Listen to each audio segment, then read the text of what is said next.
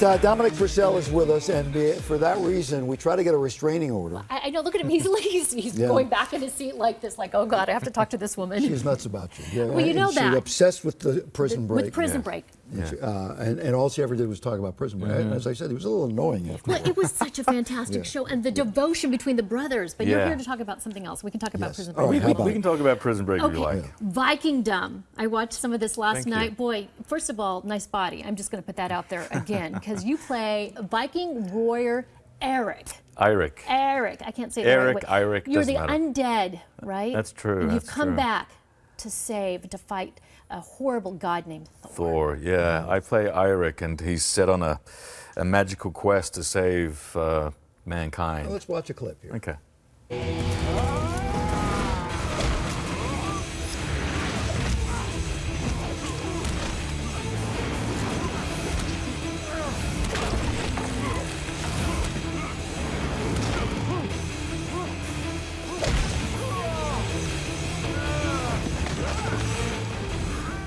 Boy, that rain can hurt.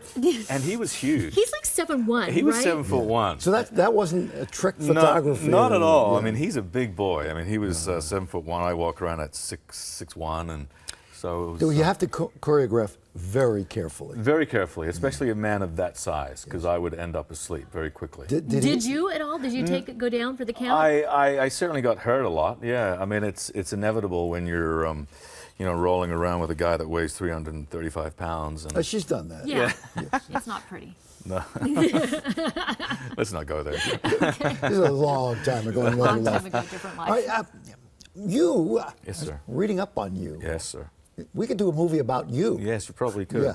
Yeah. Your story from Australia, as every third leading man in America is now. Yes. Which is, Yes. You were a Hellraiser. You probably still are. Was. I've slowed down somewhat. You've been sitting on that a little bit. Yeah, I've just quietened down. So what was the turning point for you in Australia that took you from one path to another? It was an accident, and I'll be very brief about it. My girlfriend at the time, this is when I was 19, she was a model, and I was doing landscape gardening, and I picked her up from the modeling agency, and the casting person came out and said, "Who's that?" She said, "That's my boyfriend." Well, he looks like he's got the face for a cigarette commercial. I'm probably not allowed to say that, but yeah, it's all right. But she introduced me to this camera. I'd never been involved in TV or anything, and I got the job, and I got $50,000. And what? Yeah, and from earning $800 a week to $50,000 shooting in Malaysia of all places, I was this is the career for me. And that was, you really haven't stopped working since the early 90s. I mean, you've just been, there's always one project after another. Yeah, I'm very fortunate. I'm a working actor, and I certainly don't take that for granted. You mentioned Malaysia. Is this not a Malaysian production? It's like full circle for you. It is full circle. How's that? A Viking movie being made in Malaysia? But of course. Yes, of course. Yeah. And when you are playing a role that is mythical, do you play it with the same kind of everyday level you'd play a regular guy now and just make it larger? How does that work? No, for some reason, mythical pieces, Shakespeare, Lord of the Rings, the actors are somehow universally taught to speak like this and project that kind of thing. I'm not sure what that's about, but I certainly bought into it.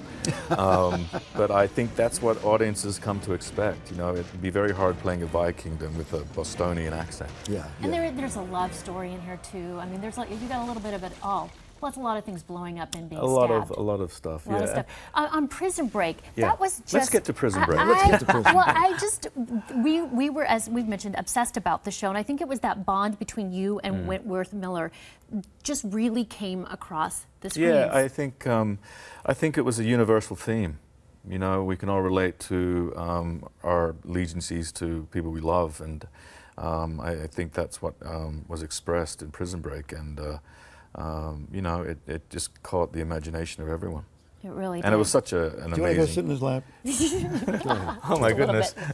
You know what, he has twins too. We have a lot in common. Yeah, that's right. You have twins too. Right? Is this wrong? Is this awkward? No, it's fine. Opens, Is this okay? opens tomorrow.